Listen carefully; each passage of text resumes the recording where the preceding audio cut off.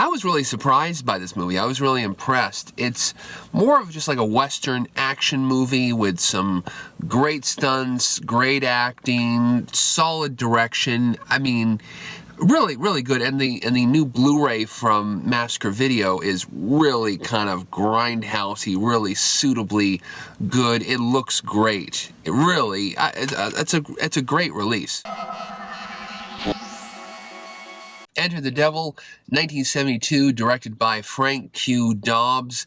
A film kind of like, you know, like a Satan devil worshiper cult in the desert, that type of genre of movies.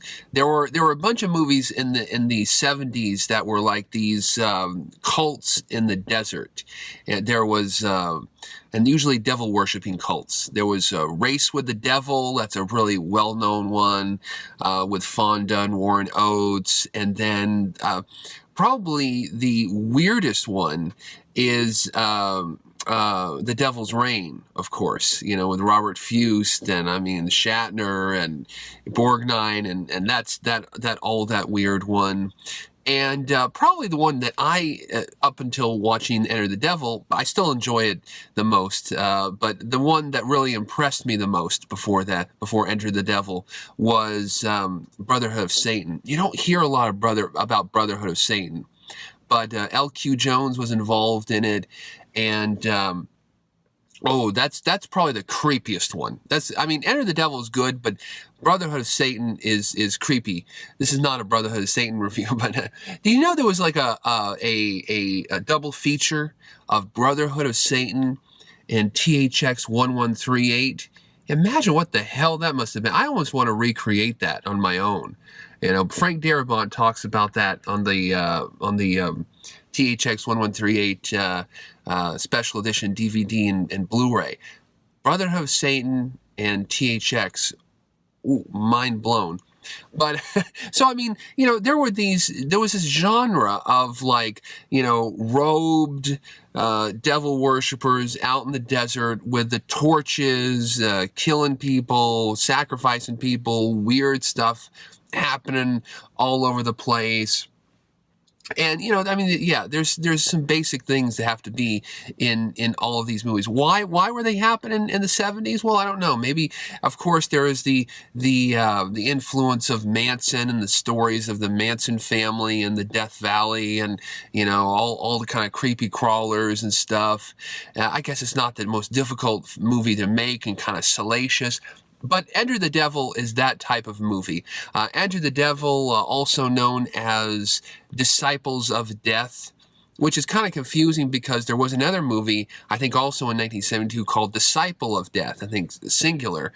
And then also it's more confusing because Enter the Devil is also the title of that Italian Exorcist takeoff. But no, we're talking about Enter the Devil, which is it's more like an action western than a horror movie. You know, the film takes place in South Texas here, Southwest Texas, on the border. People are mysteriously disappearing, and a deputy sheriff has to go down there and see what's going on here, and he gets involved in all kinds of weirdness. The cult is kind of vaguely based on the penitentes, this kind of Christian sect who were known for flagellation. There's that movie, The Lash of the Penitentes, and but it's less of flagellation and self whipping or whipping other people than it is just this kind of, you know, eerie Latin mass chanting, you know, the eerie type of stuff with the robes and hoods, and you can't see the faces, and they're doing stuff to people, and, you know, and people are disappearing. A creepy movie. What really impressed me the most was the direction. There seems to be a lot of crane work in the film, a lot of cranes, beautiful, the vistas, the beautiful vistas of Southwest Texas. And the acting, I mean, the lead actor we first see is this guy Jace, who was played by David Cass, a guy who got his break when he met John Wayne and did a lot of TV work, worked on Gunsmoke, and Frankie Dobbs worked on Gunsmoke. And so he's a real credible actor. The leading lady, the interest is played by who is that? Irene Kelly. Irene Kelly. She was another TV actress. She did a few bits in TV. She didn't do a lot. She was in an episode of Star Trek in season 2.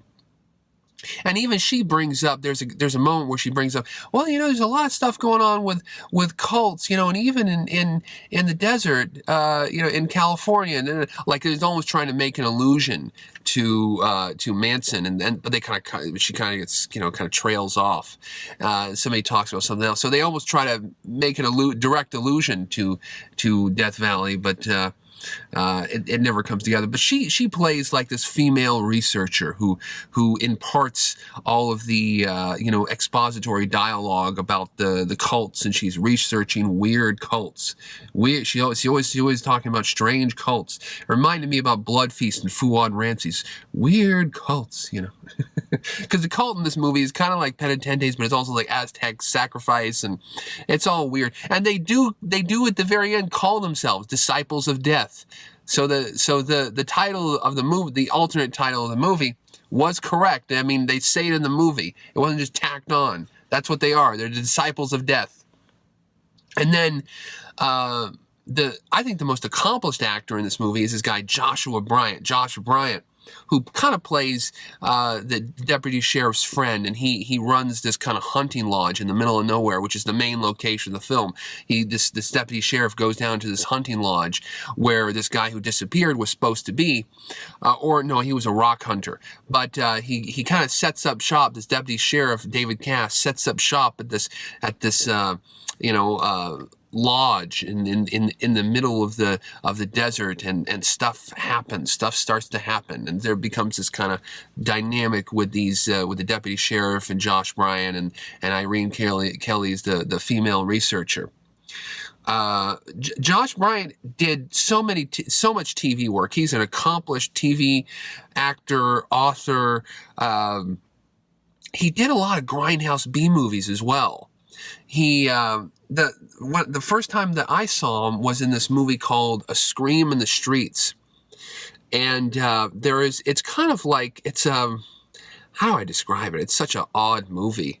It's a grindhouse movie, and it has a lot of kind of explicit stuff in it. It involves peeping toms and massage parlors and all kinds of crazy stuff in the movie, and there's this scene where Josh Bryant is having it's a love scene with this woman, and it's in a darkened room in the middle of the night, and they open, and it's completely black, and they open a door, and their naked bodies are silhouetted, and Joshua Bryant's naked body is silhouetted, and I mean, it's a full body shot. He's silhouetted perfectly in a side profile in this door. And I mean, it must have been cold. It must have been a cold, it must have been a cold room, because it was just, I saw this at a young, impressionable age. Well, not that young. I was like 20. I was like 20. But it did kind of affect, because I wasn't expecting to see that in the movie. You don't expect to see that guy side profiled. So, later on I would see him in Salem's Lot. And I'd watched Salem's Lot before, but he plays the father of like the monster kid. And there's a scene in Salem's Lot where he peeks in on his son in the room, and he opens the door, and in pops this guy. And I mean, to any other viewer, it would just be a father opening the door and say, "Hey, son." To me, it's like I have PTSD of that scene in A Scream in the Streets where it's like a pitch black, and you open the door, and it's a naked woman, but then it's this naked guy. When you see the side silhouette of his junk, and it's like, what the hell is going on? So in my mind, every time I see Joshua Bryant, I see the side silhouette of his junk in A Scream in the Streets. So that's my but he's a great actor. You know, this guy can he has such a command, and he shows up in the Scream of the Streets. I mean, he shows up in this film. And the first scene, he always has like this gigantic knife in his back pocket, and he like takes it out and he against a side pillar, and I always wondered, was that his business? And even when he does like the little love scene in this movie, he has it, he has that knife in the back pocket. Why does he have that knife in the back pocket? What's going on, Josh Bryant? Frank Hugh Dobbs, the director of this film, was, a fixture of Texas filmmaking. He made a lot of films in Texas. He went back to Texas and shot a lot of TV, Western miniseries, worked mostly in Westerns. I think worked on a couple of episodes of Gunsmoke. And, I mean, this film, I guess you would class it as a regional horror film, but it has really good actors, like solid actors, and most of these cult in the desert movies, they don't really have, there was a lot of them. Of course, as I was saying, there was Race with the Devil, The Devil's Reign, and Brotherhood of Satan. There was a lot of, there was one that Kay Parker did. The actress, and then there's all these little movies where there's like a cult in the desert. Like, remember the beginning of Nurse Sherry with the cult in the desert, and there's all these movies that are kind of tangentially, like another film that L.Q. Jones was involved in, The Witchmaker. There's a lot of witch 70s things, but I think that the cult in the desert, that's a specific subset of these films. But a lot of them are very talky. There's scenes of people talking. So you need really good actors for it to be interesting. And that's what this film has. It has a lot of really great actors, especially Josh Bryant, who is such a good actor. He elevates everybody who's in the same scene as him. And you just have to see it. It's a good, solid, like, movie that might show at like 2 a.m. on a UHF TV stations, that type of thing. PG-13, not a lot going on in the movie. It's mainly has a lot of action, a lot of stunts, a lot of people falling off the sides of cliffs and that type of thing, doing stunts, doing rolls. There's stuff burning, there's stuff exploding. Not a lot of special effects, not really any gore, not really any nudity or anything like that. It's just a good, solid, like, G-rated, PG-13, if that, G-rated. Really. I mean, you just got violence and stunts. It's not really that explicit of a movie. Really a TV level, movie, as far as the explicitness level of it. A great little movie, great surprise. You watch these little movies and you're like, I don't know if it's gonna be good. It's been floating around VHS for years, but Massacre Video has now done a deluxe Blu-ray release from, apparently they say, from an Internegative. It's grainy. A lot of people have been complaining over this, but it's golf ball size grain, but it's a beautiful picture, beautiful texture. Was this a 16 millimeter blow up or something? I don't know. I mean, just it's wonderfully shot, very professionally shot, and beautiful vistas of the big sky. That's why I always love the desert. You're going out there around southwest Texas and Arizona and that area, Tucson. You just get those vistas, and that really shows off the film, and the quality of the cinematography is just great. A few extras. There's a little Kim Newman piece from, when they did that I think Jake West was involved with this multi-DVD film about video nasties, and they do all the video nasties. Kim Newman did little intros in some of these films. And so that's the intro from that Video Nasties show. Because apparently Enter the Devil was a video nasty, probably just because of its title. I don't know why, but it was... I mean, there's nothing explicit or bad in this movie that could get it banned, really. But his little thing is there. There's a great little interview with David Cass, which I didn't watch all of it. But he talks about his early days and his friendship with and relationship to Frank Q. Dobbs and all of that stuff. And I want to go back and just rewatch that whole thing for a second time. I don't think it's a long interview, but it's a good one. And he goes over kind of a little bit of the making of this movie. And I think he had a part with the screenwriting as well. And then I guess the other biggest extra is there's like this X-rated movie called, what is it? The California Connection.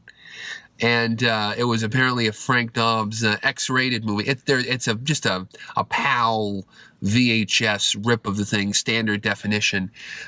So it's just kind of added there as a little extra thing that you just kind of, okay, this is what the guy was also doing. But overall, a really interesting release and an interesting film that I had not seen. And I mean, just a solid Western. If you love Westerns, if you love action, if you love movies that are shot out there in the desert, I think this is a real treat with some great actors, even the little tiny bit part actors, the people who play the hunters at the lodge, and the guy who plays the sheriff, this guy John Martin, who is in so many films. His voice sounds like I've seen it in like 10 or 20 or 50 different movies. He's just they're so great, such great actors, great drama, great action.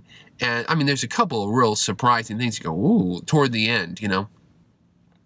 And I mean, it follows the basic format of these films. It begins with a couple people getting iced, and then the people walking around, driving around, they're talking, and then it ends in a big flashbang finale. That's pretty much how these things, you know, even The Devil's Reign. That's pretty much the structure of these types of movies. But it's still a good movie full of I think some nice little surprises and some effects and some stunts and some cool stuff. So I think it's definitely worth a watch. On behalf of the motion picture industry, welcome to the world of home video entertainment.